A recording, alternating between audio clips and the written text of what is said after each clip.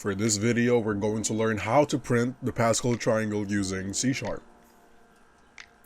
what is the Pascal Triangle? So the Pascal Triangle is a triangular array of numbers in which 1 is in the very top and 1's running down to the left and right of the triangle, in which numbers are sum of the two numbers directly above it. I will explain more in a little bit.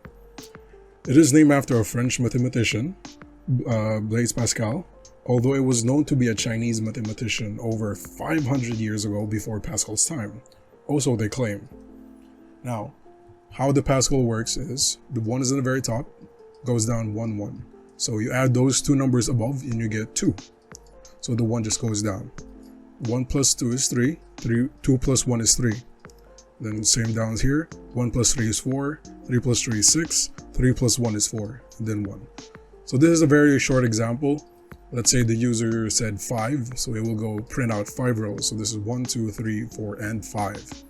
You can go as high as you want, although that's going to be a very big number and a huge triangle as well.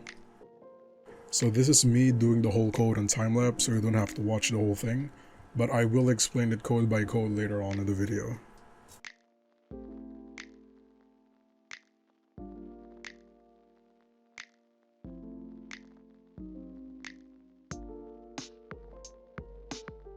So here's the code done. Now we're just gonna run it and see how it functions. So it says here enter a number, so we're gonna enter 5. And here it displays the triangle itself and with the correct Pascal triangle output. Now I'm gonna try to explain the code. Alright, so I'm gonna try to explain the code as best as I can. So I'm just gonna skip this part because this is where we want the actual code to focus on. So if you actually want to access this code, I will include it on the description if you want to try it out for yourself. I'm using Visual Code Studio. I'm not too sure if it'll run to the other one, but you can feel free to try it out if you want. You can try to change it if you want. So it's going to be the first line here. So prompt the user to enter a number of rows for the Pascal triangle. So console.readline, enter the number of rows for Pascal triangle. Then we're going to use an if-else statement. Read user input of the number of rows to try to parse it. So this line reads the user input, attempt to parse it in the integer, and stores the result into a variable num_row. The try-phase method returns true if parsing is successful, and false if otherwise.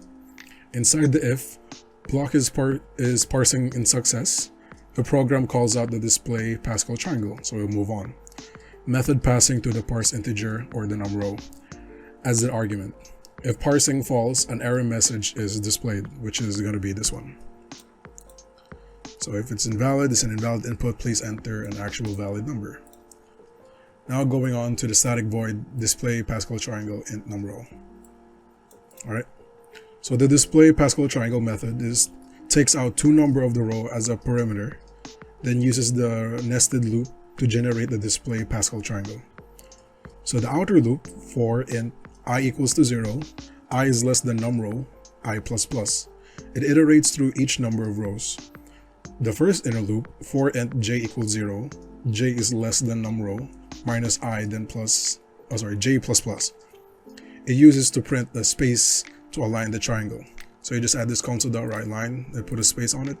So that way it's all aligned when you when it's presented with an actual triangle. Now going for the second loop, which is the formula for this. Loop through each elements in the current row. So that's going to be the second inner loop. For int j0, j is less than or equal than I, then iterate j++. Calculates and prints the value of each element in the current row using the biometric coefficient formula. The formula is C. Here, the formula is C equals C times I minus j, then divide that by j+1, where C is the current value in the row. The values are printed with the format of console.write, then money sign, $, C, and 4, which is this one, to align them properly, right? And finally, it prints out the console.writeLine to move to the next row. All right, for the final thing, I'm just gonna run the code again. So enter a number of rows for the Pascal. Let's start with a boring one. Let's do 5. So you can see here the 5 rows does that boring.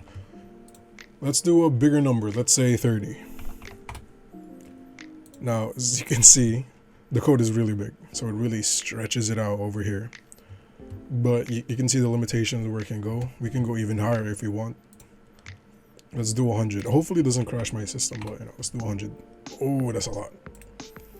So it doesn't even fit the whole thing, but you see like it like cuts through here. But yeah, you can see how a lot of numbers can be printed it out.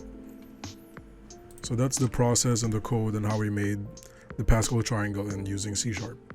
Now, as I've stated before, if you want to try this for yourself, you can copy on the video, or I included the link on the description for the code if you want to use it for yourself.